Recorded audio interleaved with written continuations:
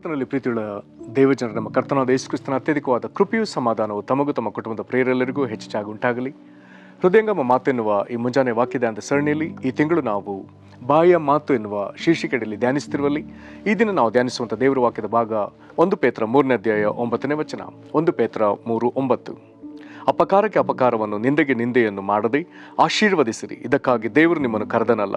ಹೀಗೆ ಮಾಡುವುದಾದರೆ ನೀವು ಆಶೀರ್ವಾದವನ್ನು ಬಾಧ್ಯವಾಗಿ ಹೊಂದುವಿರಿ.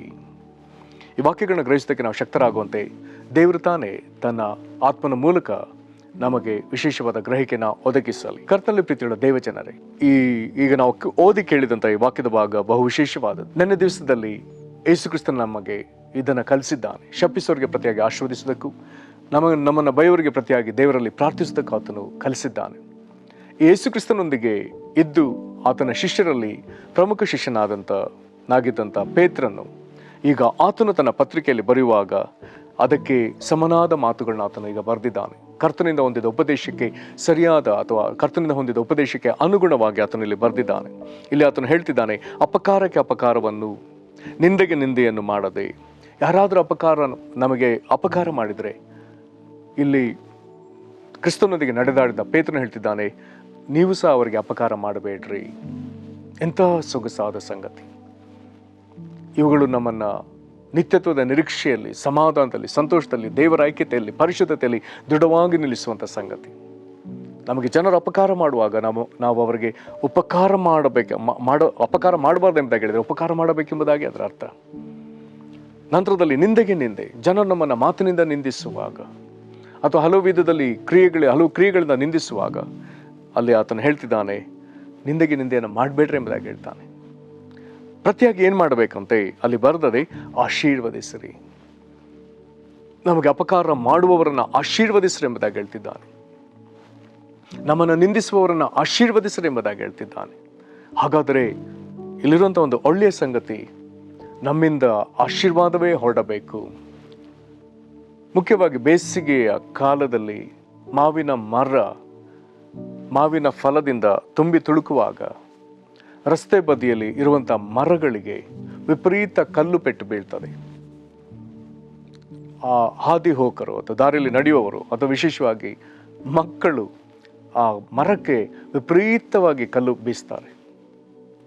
ಒಂದು ವೇಳೆ ಹಣ್ಣಿಗೆ ತಾಗದೆ ಹೋದರೆ, ಕಲ್ಲು ಆ ಮಾವಿನ ಕಾಯಿಗೂ ಮಾವಿನ ಹಣ್ಣಿಗೆ ತಾಗದೆ ಹೋದರೆ ಅದು ಮರಕ್ಕೆ ವಿವಿಧೆಡೆಗಳಲ್ಲಿ ಅದು ತಾಗ್ತದೆ, ಮರಕ್ಕೆ ವಿವಿಧ ಕಡೆ ಪೆಟ್ಟಾಗ್ತದೆ. ಹಾಗಂತೇಳಿ ಯಾವ ಮಾವಿನ ಮರವು ಫಲ ಕೊಡುವುದನ್ನು ನಿಲ್ಲಿಸೋದಿಲ್ಲ.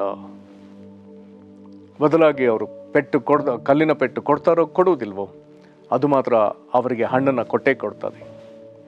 ಹಾಗಾದರೆ ಒಂದು ಫಲ ಕೊಡುವ ಮರವು ಫಲವನ್ನು ತಪ್ಪದೆ ಕೊಡುವ ವಿಧದಲ್ಲಿ ಜನರು ನಮಗೆ ಅಪಕಾರ ಮಾಡಿದರು, ಜನರು ನಮಗೆ ನಿಂದನೆ ಮಾಡಿದರು, ವಾಕ್ಯ ಹೇಳ್ತದೆ ಅವರನ್ನು ಆಶೀರ್ವದಿಸಿರಿ. ಹಾಗಾದರೆ ಜನರಿಂದ ಅಪಕಾರ, ನಿಂದನೆ ನಮ್ಮ ಕಡೆಗೆ ಬರುವಾಗ ನಮ್ಮಿಂದ ಅವರ ಕಡೆಗೆ ಹೋಗಬೇಕಾದದ್ದು ಆಶೀರ್ವಾದ.